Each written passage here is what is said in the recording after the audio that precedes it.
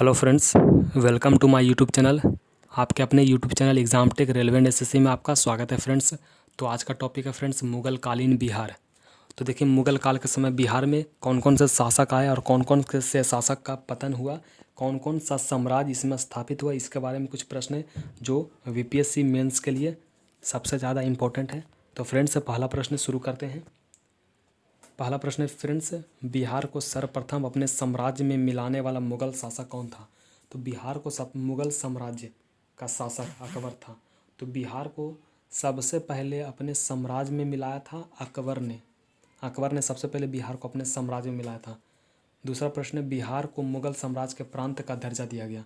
बिहार को मुगल साम्राज्य के प्रांत यानी कि मुगल साम्राज्य का एक प्रांत बन गया बिहार। इसका दर्जा कब दिया गया? तो इसका दर्जा दिया गया 1580 ईस्वी में। बिहार को मुगल साम्राज्य के प्रांत का दर्जा दिया गया 1580 ईस्वी में। अगला क्वेश्चन है, किस मुगल शासक ने मनेर की बड़ी दरगाह का भ्रमण किया, यानी कि मनेर की बड़ी दरगाह घूमा था? तो बाबर ने मनेर की बड़ी दरगाह का भ्रमण यानी कि दर्शन किया मुगल शासक बाबर ने। अगला प्रश्न है, किस मुगल शासक ने मनेर में बंगाल के सुल्तान से भेंट की थी? वह कौन सा मुगल शासक था जो बंगाल के सुल्तान से भेंट की थी मनेर में? तो हुमायूं था, बंगाल के सुल्तान से भेंट की थी मनेर में।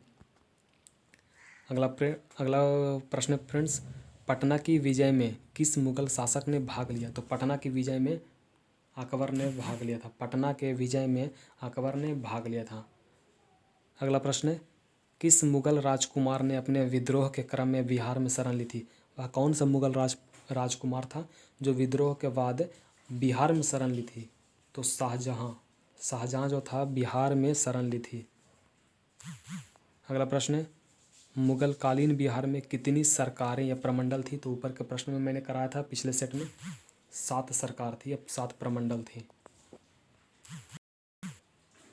अगला प्रश्न है, अकबर कालीन बिहार के सूबेदारों में सबसे प्रसिद्ध कौन था? तो सबसे प्रसिद्ध है राजा मानसिंह था। अकबर के काल के समय बिहार के सूबेदारों में सबसे प्रसिद्ध था राजा मानसिंह। अगला प्रश्न है, बिहार के किस मुगल सूबेदार ने रोहतास को अपनी राजधानी बनाया? तो राजा मानसिंह ने रोहतास को अपनी राजधानी बनाया। बिहार के किस मुगल सूबेदार ने रोहतास को अपनी राजधानी बनाया? तो राजा मानसिंह ने। अगला प्रश्न है 10 नंबर, किस मुगल शासक के समय में बिहार में सर्वाधिक विद्रोह हुए? तो अकबर के समय में सर्वाधिक विद्रोह हुआ था बिहार में। वह कौन सा मुगल शासक था जिसके समय में बिहार में विद्रोह ज़्यादा हुए थे? तो अकबर के समय में सर्वाधिक विद्रोह हुए थे। अगला प्रश्न, बिहार में मुगल कालीन इमारतों में सबसे पुरानी क्या है? तो बिहार का जो मुगल काल के समय का जो इमारत है उसमें सबसे पुराना क्या है? तो हाजीपुर की जामा मस्जिद। हाजीपुर पटना में है और हाजीपुर का जो जामा मस्जिद है वह सबसे पुराना है। मुगल काल के समय का इमारत सबसे पुराना इमारत है। अगला प्रश्न है, राजकुमार अजीम द्वारा अजीमाबाद को बसाने पर कितना खर्च किया गया था, कितना व्यय किया गया था? तो 1 करोड़ रुपया। पटना में अजीमाबाद है और अजीमाबाद को बसाने के लिए राजकुमार अजीम का नाम पर इसका नाम अजीमाबाद पड़ा और राजकुमार अजीम के द्वारा जो अजीमाबाद बसाया गया था वह 1 करोड़ रुपया खर्च करके बसाया गया था। अगला प्रश्न, बिहार में राजकुमार अजीम का कार्यकाल कितना था? तो 1702 से 1712 ईस्वी तक, यानी कि 10 साल तक राजकुमार अजीम का कार्यकाल बिहार में था, 1702 से 1712 ईस्वी तक। अगला प्रश्न है, औरंगजेब के शासनकाल में बिहार में सरकारों या प्रमंडलों की संख्या कितनी थी? तो 7 थी। फ्रेंड्स, ये प्रश्न बहुत इंपॉर्टेंट है, ये बार बार प्रश्न रिपीट हो रहे हैं, तो ये प्रश्न को एकदम एक तरह से चाट जाइए, ये प्रश्न को घोल कर पी जाइए। ये प्रश्न पूछे जा सकते हैं क्योंकि ये प्रश्न लगभग 4 बार रिपीट हो चुका है। अगला प्रश्न है, किस मुगल शासक के शासनकाल में खोखरा देश यानी कि छोटा नागपुर, किस मुगल शासक के शासनकाल में खोखरा देश की विजय संपन्न हुई? तो जहांगीर के शासनकाल में खोखरा देश की विजय संपन्न हुई। जहांगीर के शासनकाल में खोखरा देश की विजय संपन्न हुई। अगला प्रश्न है, सिख गुरुओं में किन का बिहार से घनिष्ठ संबंध रहा है? तो देखिए 1, 3 और 4 नंबर आंसर है। गुरु नानक का बिहार से सबसे घनिष्ठ संबंध रहा है, गुरु तेग बहादुर का और गुरु गोविंद सिंह का। देखिए, गुरु अर्जुन देव का बिहार से संबंध नहीं रहा है, तो गुरु गोविंद सिंह का, गुरु नानक और गुरु तेग बहादुर। किस सिख गुरुओं में किनका बिहार से घनिष्ठ संबंध रहा है? तो सिख गुरु में गुरु नानक, गुरु तेग बहादुर और गुरु गोविंद सिंह, ये 3 गुरु थे सिख धर्म के जिनका संबंध, घनिष्ठ संबंध बिहार से रहा है। अगला प्रश्न है, किस मुगल सम्राट के शासनकाल में बिहार पर दिल्ली का नियंत्रण वस्तुतः समाप्त हो गया? किस मुगल सम्राट के शासनकाल में बिहार पर जो दिल्ली का शासन था, दिल्ली का नियंत्रण जो था, वह किस मुगल शासक के शासनकाल में ख़त्म हो गया? तो फर्रुखसियार। जब फर्रुखसियार का जब शासनकाल, मुगल शासनकाल आया बिहार पर, तो बिहार पर दिल्ली का नियंत्रण वस्तुतः समाप्त हो गया। ये प्रश्न है कि किस मुगल सम्राट के शासनकाल में बिहार पर दिल्ली का स्वतंत्र नियंत्रण वस्तुतः समाप्त हो गया? तो फर्रुखसियार के शासनकाल में। अगला प्रश्न है, ईरानी यात्री मोहम्मद सादिक किस मुगल शासक के समय में बिहार आया था? तो ईरानी यात्री जो मोहम्मद सादिक था, वह जहांगीर के शासनकाल में बिहार आया था। किस मुगल शासक के समय में बिहार आया था? तो जहांगीर के शासनकाल में ईरानी यात्री मोहम्मद सादिक आया था बिहार।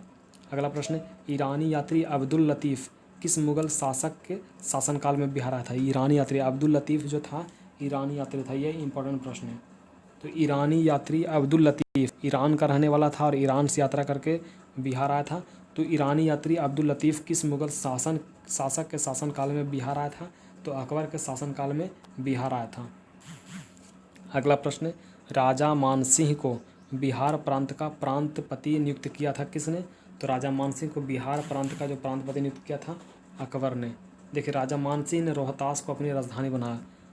बिहार प्रांत का प्रांतपति एक प्रकार से समझिए कि बिहार प्रांत का राजा राजा मानसिंह को बनाया गया, अकबर ने बनाया, और राजा मानसिंह ने रोहतास को अपनी राजधानी बनाया। अगला क्वेश्चन है, मुग़ल शासक जहांगीर ने 1621 ईस्वी में किसे बिहार का प्रांतपति नियुक्त किया था? जहांगीर ने किसे नियुक्त किया था? तो राजकुमार परवेज़ को नियुक्त किया था। मुग़ल शासक जहांगीर ने 1621 ईस्वी में किसे बिहार का प्रांतपति नियुक्त किया? तो राजकुमार परवेज़ को नियुक्त किया। अगला प्रश्न, राजकुमार अजीम को किसने बिहार का सूबेदार बनाया? तो राजकुमार अजीम को औरंगजेब ने बिहार का सूबेदार बनाया। अगला प्रश्न, पटना को अजीमाबाद नाम दिया किसने? तो राजकुमार अजीम ने। पटना को अजीमाबाद नाम दिया था राजकुमार अजीम ने, और 1 करोड़ रुपए खर्च किया था इसे बसाने में। अगला प्रश्न, वह प्रथम मुगल सम्राट जिसका राज्याभिषेक बिहार में हुआ, वह कौन था? तो फर्रुखसियार। वह पहला मुगल सम्राट था फर्रुखसियार जिसका राज्याभिषेक बिहार में हुआ। अगला प्रश्न, किस मुगल शासक का राज्याभिषेक पटना में हुआ? तो फर्रुखसियार का राज्याभिषेक पटना में हुआ।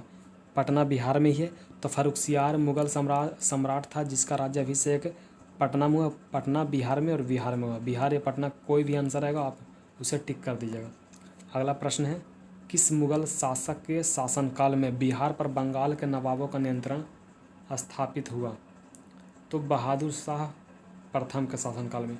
बहादुर शाह प्रथम मुगल शासक था और उसके शासनकाल में बिहार पर बंगालों के नवाब का नियंत्रण हो गया। बंगालों के नवाब के अधीन हो गया बिहार, बहादुर शाह प्रथम के शासनकाल में। अगला प्रश्न है, मुगल प्रांत बनने के उपरांत बिहार का गवर्नर बना कौन? तो मुगल प्रांत बनने के उपरांत बिहार जो था मुगल प्रांत बन गया, मुगल का प्रांत बन गया। तो उसके बाद बनने के उपरांत बिहार का गवर्नर कौन था? तो मिर्ज़ा अजीज़ कोकलतास था। तो उसका गवर्नर जो था बिहार का मिर्ज़ा अजीज़ कोकलतास। अगला प्रश्न है, मुगल कालीन बिहार का गवर्नर रहा कौन?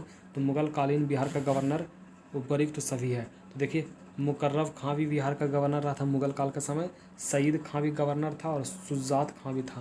यानी कि मुगल काल के समय जब बिहार प्रांत था मुगल काल का, तो मुगल काल के समय बिहार का गवर्नर कौन था? तो शुजात खां भी था, सईद खां भी था और मुकर्रब खां भी था। अगला प्रश्न है, बिहार में किस मुगल शासक का राज्याभिषेक अंग्रेजों के संरक्षण में हुआ था? तो शाह आलम द्वितीय जो था, इसका संरक्षण अंग्रेजों के संरक्षण में इसका राज्याभिषेक होता। बिहार का मुगल शासक था शाह आलम द्वितीय, इसका राज्याभिषेक अंग्रेजों के संरक्षक में हुआ था। अगला प्रश्न, मुगल काल में बिहार का व्यापार किस महाद्वीप से होता था? तो यूरोप महाद्वीप से भी होता था बिहार का व्यापार, अफ्रीका और एशिया महाद्वीप, एशिया, यूरोप और अफ्रीका तीनों महाद्वीप से मुगल काल के टाइम में बिहार का व्यापार होता था। अगला प्रश्न है, बिहार में मुगल स्थापत्य कला का सर्वश्रेष्ठ उदाहरण क्या है? तो स्थापत्य कला का सर्वश्रेष्ठ उदाहरण है शाह दौलत का मकबरा जो मनेर में है। शाह दौलत का मकबरा जो मनेर में है बिहार में मुगल स्थापत्य कला का सर्वश्रेष्ठ उदाहरण है। अगला प्रश्न, बिहार के मनेर में स्थित शाह आलम शाह दौलत का मकबरा किसने बनवाया था? तो शाह दौलत का मकबरा इब्राहिम खां काकर ने बनाया था। इसे जहांगीर के शासनकाल में बिहार का प्रांतपति इब्राहिम खां काकर ने बनवाया था। जहांगीर के शासनकाल में बिहार के प्रांतपति थे, यानी कि जब जहांगीर का शासन बिहार पर आया तो उस वक्त जहांगीर के शासनकाल में बिहार प्रांत का प्रांतपति इब्राहिम खां काकर को बनाया गया और उसने शाह दौलत का मकबरा बनाया बिहार में जो मनेर में स्थित था।